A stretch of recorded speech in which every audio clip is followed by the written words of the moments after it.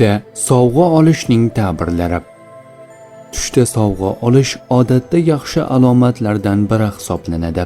Islomiy tush ta'birlarida sovg'a mehr, muhabbat, xush xabar, yarashuv va rizq ramzi sifatida talqin qilinadi. Tushda kimdandir sovg'a olish sizga quvonchli xabar kelishi yoki biror insonning sizga nisbatan hurmati va muhabbati ortishiga ishora qilishi mumkin.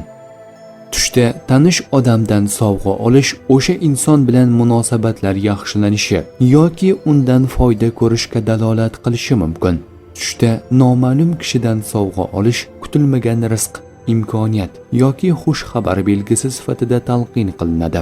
Tush ta'birlarda qimmatbaho sovg'a olish martaba, obro' yoki muhim yutuqqa erishishga ishora qilishi mumkin. Tushda sovg'ani xursand bo'lib qabul qilish yaqin kunlarda ko'ngilni shod etadigan voqealar bo'lishidan darak beradi. Tush ta'birlari bashorat emas, barcha narsani bilguvchi zot yagona Allohdir.